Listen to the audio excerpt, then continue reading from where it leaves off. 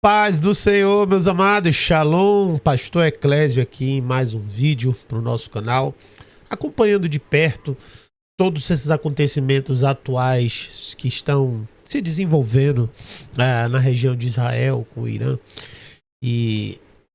com o Irã e Israel, tudo que está acontecendo, porque isso tem, vamos dizer assim, paralelos bíblicos muito contundentes. E a gente precisa estar atento o tempo todo para o que está acontecendo. Por quê? Porque nós cremos, nós acreditamos como filhos de Deus, servos do Senhor, estamos aguardando esperançosamente o retorno do Senhor Jesus. E a gente sabe que acontecimentos estão ligados, né, a esse retorno, os sinais, como disse Jesus. E essa guerra, ela tem um paralelo muito interessante, né? Por quê? Porque historicamente o Irã é a Pérsia. Então a região da Pérsia é uma região onde existe uma relação bíblica com Israel muito antiga. Antigamente o Irã era chamado de Pérsia. Só a partir de 1935 é que a Pérsia passou a ser chamada de Irã, passou a ter esse nome. E lá em Ezequiel, no capítulo 38, nós temos um texto que diz assim: veio a minha palavra do Senhor dizendo, filho do homem, dirige o seu rosto contra Gog, terra de Magog, príncipe e chefe de Meseque e Tubal, e profetiza contra ele. E diz, assim diz o Senhor Deus, eis que sou contra ti, ó Gog, príncipe e chefe de Meseque e de Tubal. E te farei voltar, e poreis anzóis nos teus queixos, e te levarei a ti com todo o seu exército. Cavalos e cavaleiros, todos vestidos com primor, grande multidão com escudo e rodela, manejando todas as espadas. Persas, etíopes, e os de Put com eles, todos com escudo e capacete. Gomer e todas as suas tropas da casa de Togarma, do extremo norte, e todas as suas tropas e muitos povos contigo. Prepara-te e dispõe-te, tu e todas as multidões do teu povo que se reuniram a ti, e serve-lhes tu de guarda. Então aqui a gente vê que existe essa guerra, né, de Gog, da terra de Magog, contra o povo de Israel, que terão como aliados os persas, que são hoje o território do Irã, certo? E Gog e Magog, né, essa relação existe também no livro de Apocalipse. Então é uma das etapas do Apocalipse, né, a guerra de Gog e Magog. Isso é citado pelo apóstolo João, isso é citado na Bíblia. Então eles estão associados à batalha final das forças do bem e do mal, a batalha final contra as forças do bem. E essas duas figuras, elas também são citadas, veja bem, amados, eles são citados também no Alcorão. Eles não são só citados na Bíblia. Então esse elemento de Gog e de Magog, eles estão presentes também no livro grego, né? No livro árabe. E você vê, Apocalipse 20, capítulo 8, diz assim, ó, e sairá para enganar as nações, Gog e Magog em todas as extremidades da terra. Ele as reunirá para a batalha, um exército poderoso e incontável como a areia da praia. Uma coisa que nós precisamos ter a consciência é que do lado em que Gog e Magog estiver, aparentemente, na primeira interpretação bíblica, essa luta vai ser contra o povo de Israel, né? E de que lado a igreja deve estar? Porque esse hoje é o papel fundamental que nós precisamos ter no entendimento desse conflito. Por quê? Porque quando você abre todas as notícias, eu tenho aberto aqui acompanhado, nós temos visto, por exemplo, a solicitação que o Brasil fez para o Irã entrar no BRICS, né, que é o grupo econômico, né, dos países, vamos dizer assim, em processo de desenvolvimento acelerado, que inclui Brasil, Rússia, Índia, China e África do Sul. E hoje o Brasil solicita a entrada do BRICS. revela um posicionamento do nosso país muito estranho, perigoso e contrário às intenções bíblicas, ao que diz a palavra de Deus.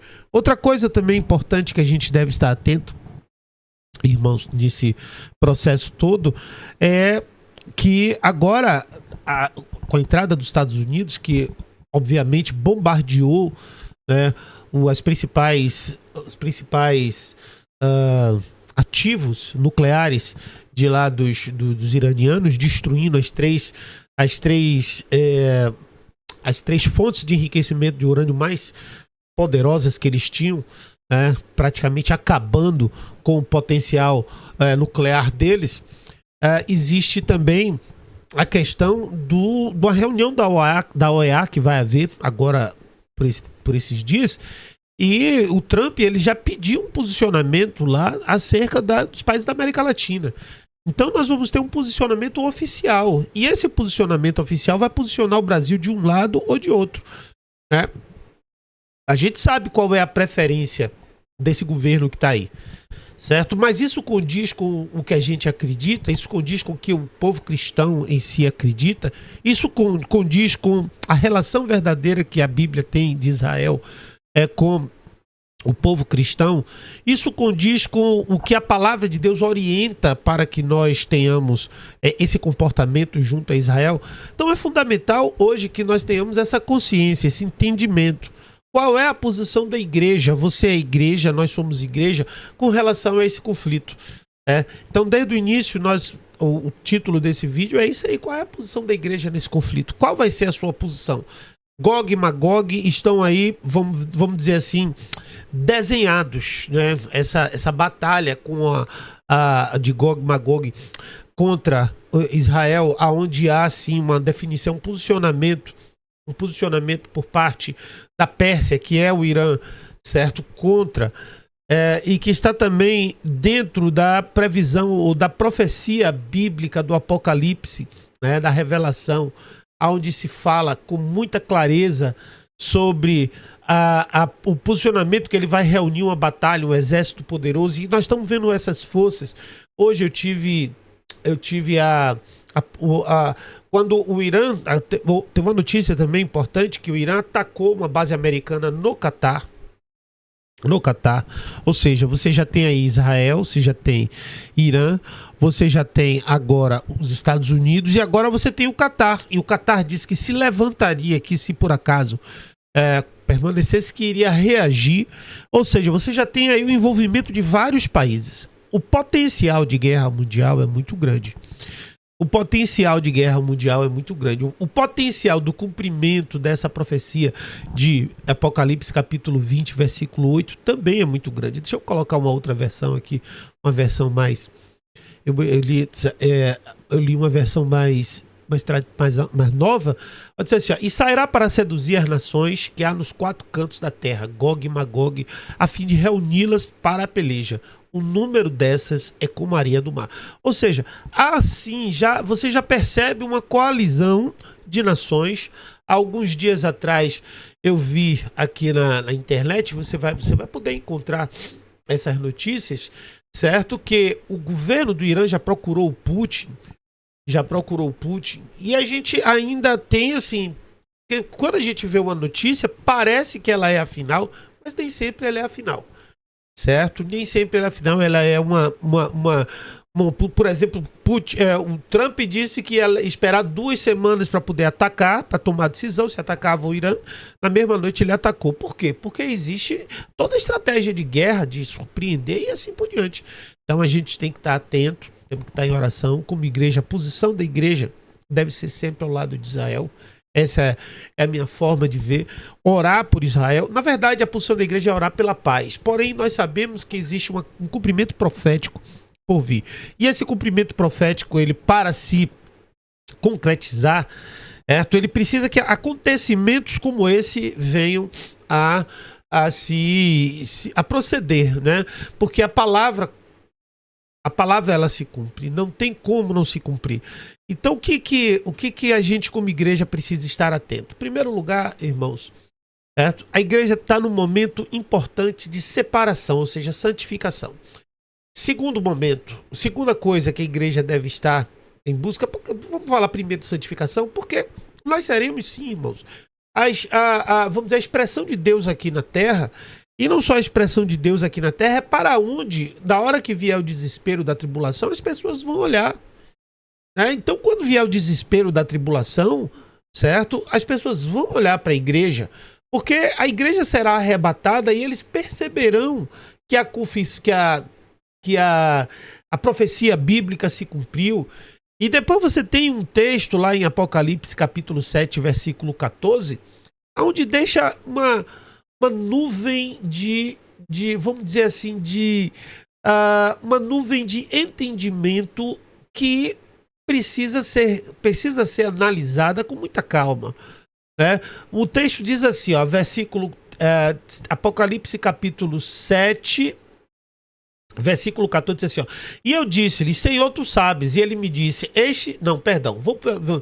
vamos ler a partir do 13, diz assim, ó, e um dos anciãos me falou dizendo, antes, desculpe, amados, oh meu Deus, perdão. Deixa eu ver aqui. Versículo 9. Depois destas coisas, olhei e eis que uma grande multidão, ao qual ninguém podia contar, de todas as nações, tribos, povos, línguas, que estavam diante do trono e perante o Cordeiro, trajando vestes brancas e com palmas nas suas mãos, e clamavam com grande voz, dizendo, salvação ao nosso Deus, que está sentado no trono e ao Cordeiro. E todos os anjos estavam ao redor do trono e dos anciãos e dos 4 animais, e prostraram-se diante do trono sobre seus rostos e adoraram a Deus, dizendo, amém, louvor e glória, sabedoria, ação de graças, honra e poder e força ao nosso Deus, para todos sempre, amém. E um dos anciãos me falou, dizendo ele, quem são estes? Estes são...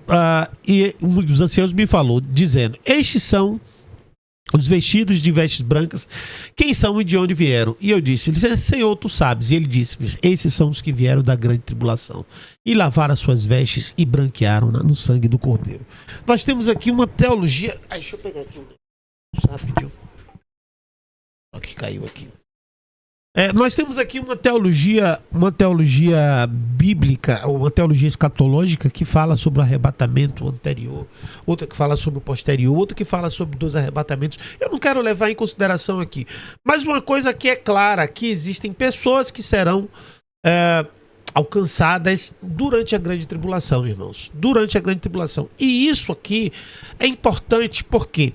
Porque quem vai exercer esse papel é a igreja. Ainda que não seja a igreja arrebatada, mas é a igreja que deixou a mensagem.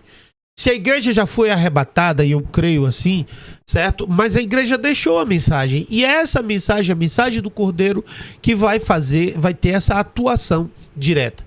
Então, nós como igreja precisamos estar firmes e fortes no nosso propósito no Senhor, naquilo que Deus separou-nos como seus filhos, naquilo que Deus estabeleceu para nosso chamado, a nossa missão, que é de pregar o evangelho, mas também o de orar por Jerusalém, o de orar pela paz de Jerusalém, o de estar trazendo a palavra. Haverão mártires, sem dúvida nenhuma, que eu acredito que já existem, estão acontecendo, mas como igreja precisamos estar firmes e fortes para aquilo que Deus haverá de fazer dentro desse tempo, tá bom? Então esse foi o vídeo de hoje. Deixa eu falar aqui uma coisa para você. Se você quiser estudar teologia, não se esqueça, aliás, primeiro eu vou falar aqui para se inscrever no canal, quiser continuar acompanhando aqui as notícias, fatos importantes da nossa geopolítica relacionados à Bíblia, à teologia. E é importante a gente aprender teologia. Há muito tempo a teologia ela foi discriminada porque a teologia ela parecia um ensino vazio. Mas eu digo a você que a teologia ela te faz entender melhor o mundo, entender melhor a criação. No meu curso de teologia, eu ensino a diferença entre as teologias e por que a teologia ela é diferente da ciência e da filosofia. A teologia eu trago como 3 áreas do conhecimento humano, certo? Que todas elas procuram explicar a mesma coisa. Então a teologia procura explicar. Vamos falar primeiro da ciência. A ciência procura explicar a criação, né, que é o universo, todas as coisas, por meio do experimento e das relações racionais. A filosofia, ela tenta explicar também a existência, o universo, a criação, através da reflexão humana. E a teologia, ela explica a criação, o universo, tudo sobre a ótica divina. Tanto a filosofia quanto a teologia, a filosofia contra a ciência, elas surgiram para contrapor a teologia. Então, a contraposição dessas duas ciências mostram que, ou melhor, dessas duas fontes de conhecimento, mostram que elas dependem da teologia. Então, se você tem um conhecimento teológico bem elaborado, bem aprofundado, não um conhecimento teológico vazio ou simplesmente religioso, mas o conhecimento sobre a ótica da criação, sobre o que Deus falou, o cumprimento, as realidades, entender a origem de todas as coisas, que elas culminam sempre em Deus.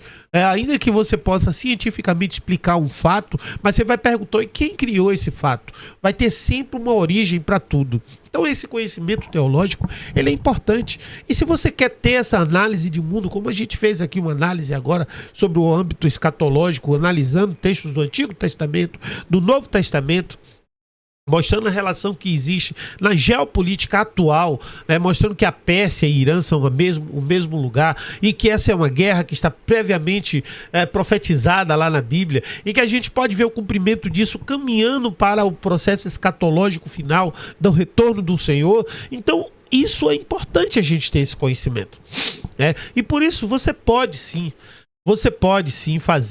ter esse conhecimento no nosso seminário teológico. No Seminário Teológico Instituto de Teologia Saudável, onde nós temos aqui diversas fases de curso. Tem o curso básico, médio e avançado. Aí embaixo você encontra a inscrição para o curso, aqui na nossa descrição, para o curso básico e para o curso avançado. Né? Quanto é que custa? São valores simbólicos, irmãos.